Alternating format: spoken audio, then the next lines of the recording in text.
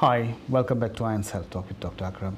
If you're joining now, we are talking about ADHD and autism, two important conditions which affects a lot of people around us. It's 1 in 100 people are affected with this, and most people have diagnosis. Some people still wouldn't have diagnosis, but what we have discussed so far is about autism. We have discussed the major issues with autism, and now on our show we have our special guest, Dr. Parveen, and she's a psychiatrist who deals with these patients day to day, and she's giving her expertise into our show and advising us on it.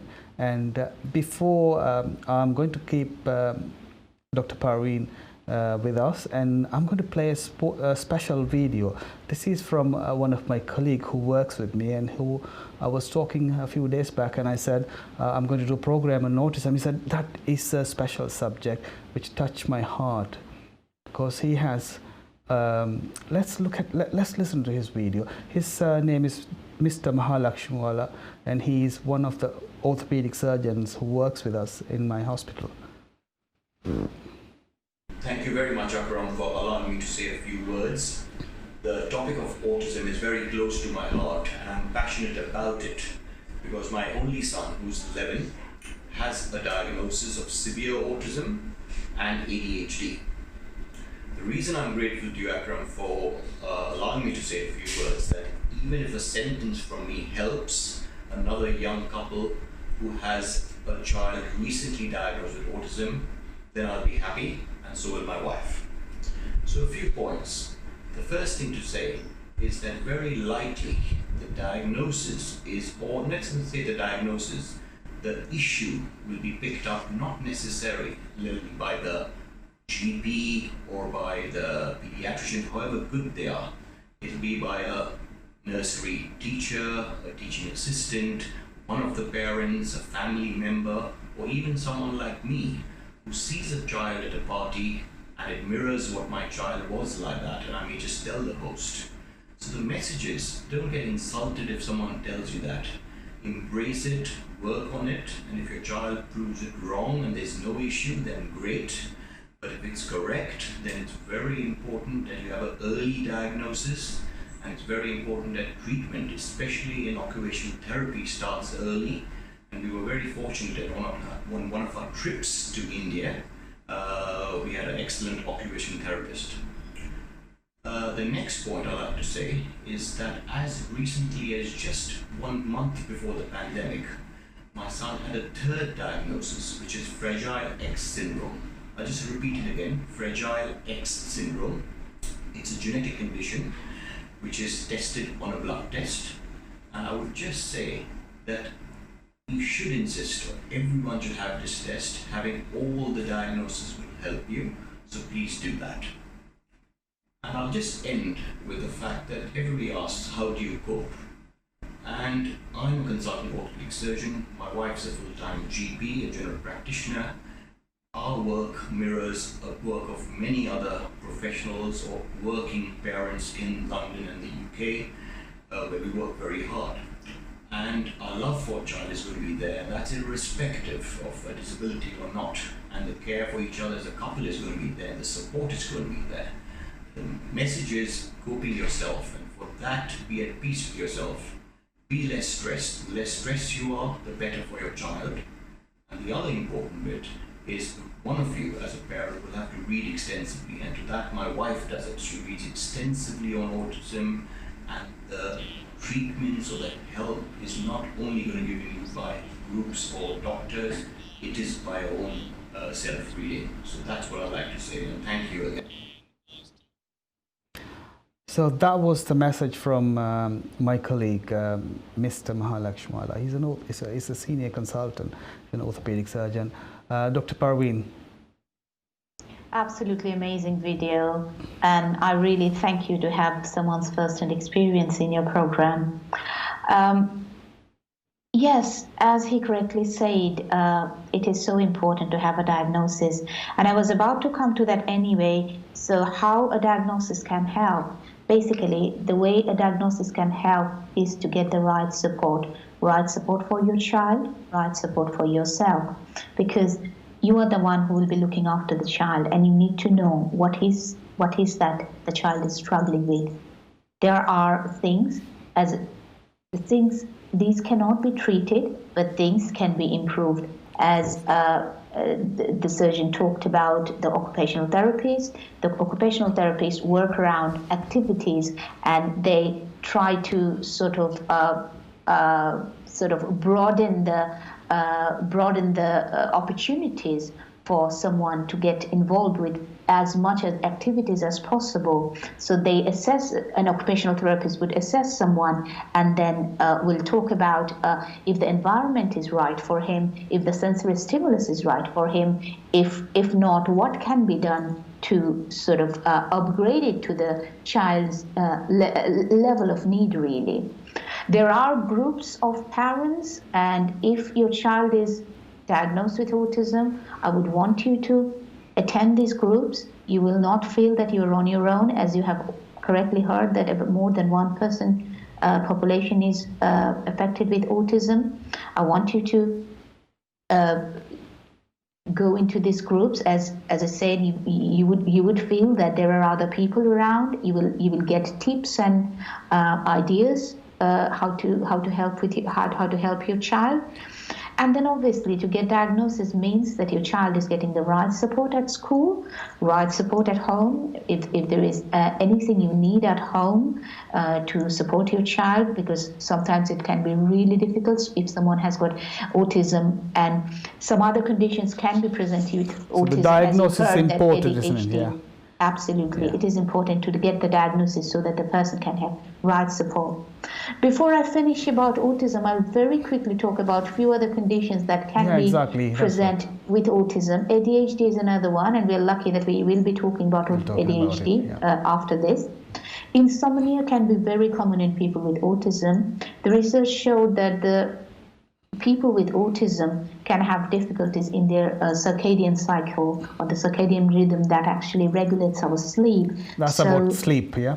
It is about sleep. So it is our the normal rate of the hormone melatonin, and they can have deficiencies of that. They can have dysregulations of circadian cycles, and most of the people with autism will have some difficulties with sleep, and many of them are treated with melatonin to help with their sleep. So will they have less sleep or will they have more sleep? What's the problem? No, it's usually less sleep, and and it can vary from change of the time, when the day gets longer, when it's more brighter, they even struggle even more to sleep because of the circadian cycle dysfunction. And then again, very quickly, so they will find it difficult to fall asleep as well, I suppose. Is that right? Yes, they will. It can be. They can have difficulty falling asleep. They can have broken sleep. They can get up in the middle of the night, especially in the summer times when it gets early. It gets bright very early in the morning. They may just get up and can get very less sleep. So this sleep is one of the issues that most of the people with autism suffers.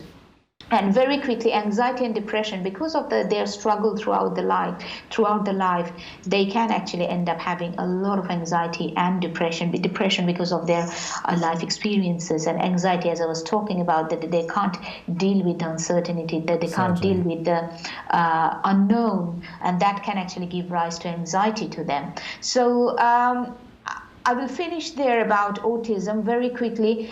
There's a very good website for National Autistic Society, and you can go onto website and get all sorts of help. So National Autistic Society, is that the National Autistic Society? Right. They do all sorts of courses. They do big things, like they have residential schools and accommodations for people with autism. So their website is a good one. You can get help from your GPs, and there are autism assessment teams. It varies from locality to locality.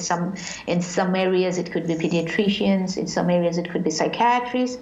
And about other supports, you can go to your local council and the social services run by the local council. I think Excellent. that's That was all I wanted to say. quite good summary. I think we have covered most of it. I think if you need more detail, as you said, you go to those websites and have a look, and you can always our program is on Facebook. You could always watch it again and listen to those special words we said, and even Mr.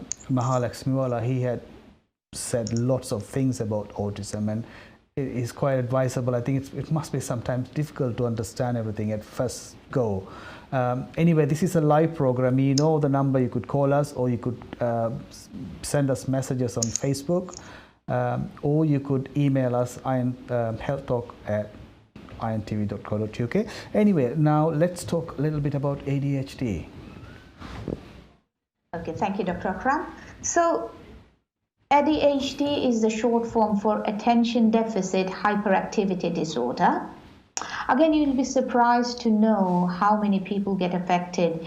The prevalence rate is about 3 to 4% among children and about 1% among adults. So that's 3 again, to 4%. 3 to 4% in children and 1% in adults. At one point, it was thought that children will grow out of ADHD symptoms, but recent researches about last few years, it's been shown that about 1/3 of people will retain all the symptoms to get a diagnosis of ADHD even in their adulthood, and about the other 2/3 of the people, they get some improvement in the hyperactivity bit, but the attention or inattention bit, they will still suffer. So there will be partial symptoms of ADHD when they. So what are the symptoms? What kind of symptoms you get in this ADHD? Absolutely. So get an ADHD diagnosis. You will have, it says in the name actually, Attention Deficit Hyperactivity Disorder. So you will have inattention, which means you will get easily distracted, you will have poor concentration, you will get easily bored, difficulty in starting and finishing tasks, and missing steps in an instruction. So this is your inattention bit. Yeah. Apparently, I saw in one of those videos I was researching about, they said there are lots of things going on in their head at the same time, so they can't organize themselves. Is that right? Absolutely, absolutely. They normally talks about rushing thoughts. And then the next point is hyperactivity. Yes, so difficulty sitting still, you're talking about it, would there be difficulty? Yeah, they will find it difficult to sit still, always on the go, or feeling restless, rushing around, over talkative, accident prone, difficulty sleeping. So all these sort of symptoms can be, which are hyperactivity symptoms. Sometimes when they are on the very sort of severe end of ADHD, we'll see children sort of climbing furniture, jumping up and down, can be really, really severe. And the last one is impulsivity. So speaking and acting out without thinking, interrupting others, difficulty in taking turns, oblivious to danger, difficulty controlling anger and emotions, not learning from experiences that you would think people would or children would. So these are the kind of symptoms that someone would have with ADHD. So it has to be to a level that actually will be hampering or that would be sort of obstructing their normal functioning. If it's a child, it will be affecting in their education. You will have complaint from the school. If they are adults, you'll have difficulties in education. You will have difficulties in occupation. So, and to get a diagnosis, you have to have it in the context of multiple setting. So it could be a child is fine at school, but at home he's really restless. So it's unlikely that the person has got ADHD. That's possibly so if they have ADHD, they will be restless both places, at school and at home. Absolutely. Yeah. Otherwise, it could be just a reaction to some behaviors or something, some other things. But it has to be more than one setting. It has to be sort of in context of more than one setting, that you are observing the similar behavior in all sorts of settings. So that's why usually when there is any concern raised to the GP, they will usually ask the parents to do some information questionnaire, and they'll ask the school to fill in one for them as well, so that you get the information from both the settings really. Are they quite happy generally? I see, I mean, in my experience, all the people I saw ADHD, they are quite happy and they are like always talking, and is that right? How is your experience? They can be happy. They can be happy. There is no sort of symptom as such that they will be particularly happy. But you will probably find them very talkative, very restless, coming across with lots of ideas, but not being able to stick to ideas, not being able to finish an idea, and that actually stays with them even in the adulthood. People who have problems. So they will have problem in organizing their life in the adulthood, isn't it? Absolutely. And the houses can be mess. It can be. Things around everywhere. They struggle in admin sort of jobs where you need a lot of organizing. As I was saying, that they usually have lots of ideas, but they will be unable to finish. What kind of jobs these people? What kind of area they could focus and they could do the jobs? Do you have any experience in that? Yes,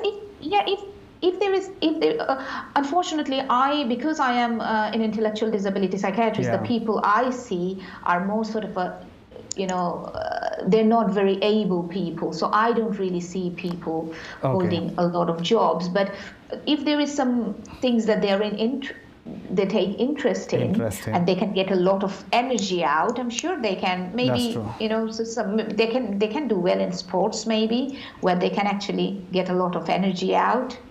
But unfortunately, because of the ADHD, these sort of people can get into a lot of difficulties, especially in criminal justice system. We see a lot of people with ADHD. They end up having antisocial behaviors. They end up doing into drugs and alcohols, and they get into criminal justice system. So unfortunately, this is. Is it because they are so active? They want always. They're looking for something to do. Is that the thing drag them onto these criminal things? Or? Well, it could be multifactorial, really. Yeah, because these people are dragged into drugs, and you can imagine the world of drug is into criminal justice system, really. So yeah, that could be one of the reasons, but it is seen at a much higher prevalence in prison population. In prison population, that's quite interesting. So absolutely. If they get a diagnosis early, and if they get help, will we be able to prevent this situation? Yes, interestingly, you cannot cure ADHD, but you can treat ADHD, and you can treat ADHD. Yes, you can treat ADHD, and there's a very good evidence based for medications. There are two types of medications being used at the moment, some stimulants and some non-stimulants medication. These are usually prescribed by specialists. Sometimes some of the GPs take over prescribing them, but it's usually being monitored by the specialist. Some of them are controlled drugs, and because of their stimulants, they have got street values that you can imagine. Oh, okay. But there are very good evidence. They are hyperactive and we are still giving them stimulant. It's interesting, really. We don't really know how it works, but one of the theory is the stimulants actually stimulate the inhibitory area of the brain. So because of the inhibitory area is not activated, that's why they're so hyperactive. That's true. So that's the point. This stimulant can stimulate the inhibitory areas of the brain. That is one of the hypotheses that how these stimulants work, but it has got a very good evidence. Yeah, that's the point, isn't it? With these people, they don't have that inhibition. They just say anything, they do anything, they just, before they think, they do it. That's quite interesting. Yeah. Yes. So we talk about treatment. How can they get help? We talked about it already. If I talk a little bit about diagnosis, so again, these people are picked up at the preschool setting, school setting, nursery setting. There is no medical treatment for people for below 5 years of age. It's not, you can't really treat such a small kid with medications. And for this group, the parental training group is the main stray of treatment. But for kids above 5 years, medication can be tried. And so this is one way. So to get help, you approach to your doctor, your GP. Your GP observe you probably for about 2 to 3 months. 2 to 3 months they observe. They can observe if they think that it is not as being as problematic or as difficult. They usually would observe and will gather more information as well. During that time, they may ask you to do some questionnaires for the parents and from the schools as well, and then they can refer, depending on, as I say, the service of in that locality. It can be pediatricians, it can be psychiatrists, child and adolescent psychiatrists, who give the diagnosis to this group. Dr. Parveen, it was really great talking about these two important subjects. Do you want to give them a quick take-home message for both of them? Is there any way you would say a small points they could remember it? Absolutely. For people with ASD, I probably have already said, but I want you to sort of understand that that's how they are. And there's no point trying to change them, but make life as smooth for them as possible. As you were mentioning, using these big headphones if the person is struggling in the noise, giving them sort of straight directions, giving them directions in short sentences, making the environment easier for them, and obviously in wherever they go, let them know that this person has got autism, and people with autism like a consistent approach in whatever it is. They don't like mixed messages, they don't like surprises, so try to keep their environment as consistent as possible. As consistent as possible. And with ADHD, if you are in any, if you have any concern, talk to your doctor, get a diagnosis, because it can be treated. It can be treated. That's important. It's an amazing program, and I really liked all the points they gave us, and it's quite important for us to give the audience what is really important, and they can pick up and they can diagnose and they can preliminary diagnose, and they can always go and get help from the specialists. That's the point of this program, and it's amazing. It's thank you very much for being with us, Dr. Parveen, and we will see you probably in some other program at some point. We have lots of programs planned. Until then, we're going to thank you from our studio and from our audience for being with us. Thank you for having me, Dr. Akram. Bye-bye. Bye-bye, thank you. And thank you for staying with us on Iron's Health Talk with Dr. Akram. If today we talked more about ADHD and autism, if you have any questions or any suggestions, you can always call us when it's live show, or you could always email us healthtalk@iron.co.uk, or you can always go to our Facebook link and leave a message there, and we will try to get back to you as when we can. And until we see you in a similar program, look after yourself. Goodbye.